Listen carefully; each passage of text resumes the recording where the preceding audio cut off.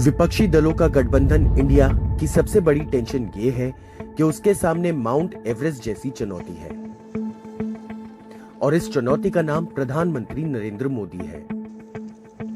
2024 का चुनाव जब सर पर चक्कर घिन्नी की तरह घूम रहा है, तब विपक्षी दल इस बात पर माथापच्ची करते रहे कि 2024 में बीजेपी को हराने का रास्ता क्या होगा, और प्रधानमंत्री मोदी कह रहे हैं कि वो रास्ता बीजेपी की ओर शानदार जीत की तरफ जाता है। आज प्रधानमंत्री जी ने एक बात कही कि 2023 की ये अंतिम मंगलवार की बैठक है संसद के लिए, और अभी जो हॉल है उसमें लगभग 2.5 ब्लॉक बीजेपी के सांसदों से भरता है। 24 में पूरा ब्लॉक भर जाएगा, और जो विपक्ष के लोग हैं उनकी संख्या क्या होगी ये बताने की जरूरत नहीं है।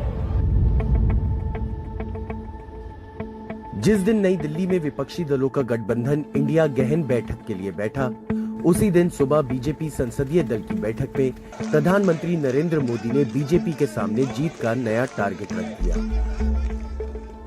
उस बैठक में पीएम मोदी ने कहा कि विधानसभा चुनावों में हार की हताशा साफ नजर आ रही है, और अगर इसी तरह का व्यवहार विपक्ष ने बनाए रखा तो 2024 में बुरी तरह से हारेंगे। ऐसा लगता है कि विपक्ष ने ठान लिया है कि उनको यहीं रहना है, आगे नहीं बढ़ना है।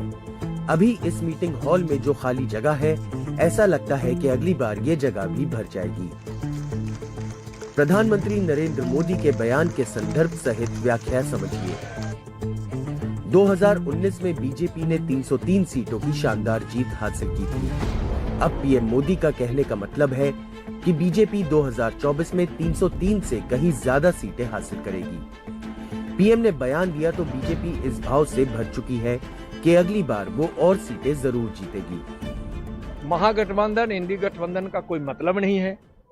वहाँ जो गठबंधन है, वहाँ के जितने चेहरे हैं, घोटालों का चेहरा है, भ्रष्टाचार का चेहरा है, तुष्टीकरण का चेहरा है, और इधर माननीय नरेंद्र मोदी जी को गरीबों ने अपना मसीहा माना है, विकास के भगीरथ है, जिनके भगीरथ प्रयास से विकास की गंगा गांव गांव घर घर तक पहुंच रही है।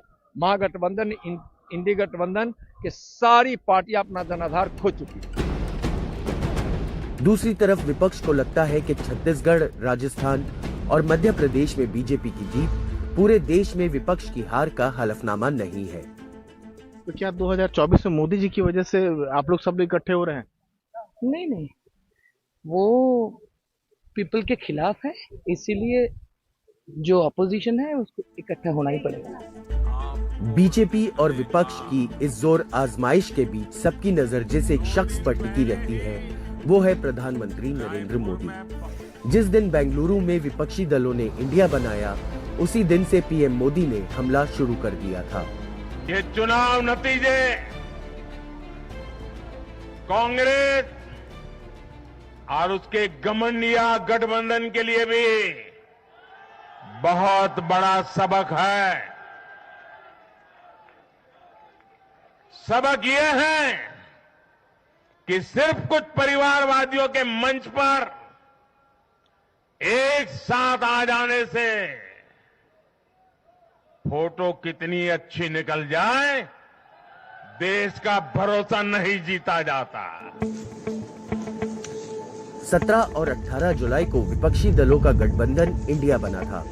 इस गठबंधन का पहला इम्तिहान 5 राज्यों के विधानसभा चुनावों में होना था, लेकिन उत्तर भारत के तीनों राज्यों में विपक्ष नाकाम रहा।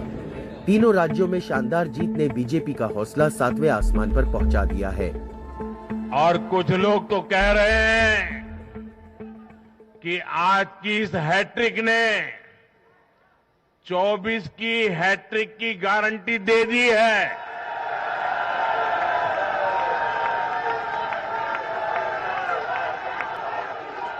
साथियों, आज के जनादेश ने ये भी साबित किया है कि भ्रष्टाचार, तुष्टीकरण और परिवारवाद को लेकर देश के भीतर देश के हर नागरिक के दिल में जीरो टॉलरेंस बन रही है। विपक्ष भी पीएम मोदी के बयान को हल्के में नहीं ले सकता है, यानी 24 की चढ़ाई आसान नहीं होगी। नई दिल्ली से राजीव रंजन के साथ हिमांशु शेखर की रिपोर्ट, एनडीटीवी इंडिया।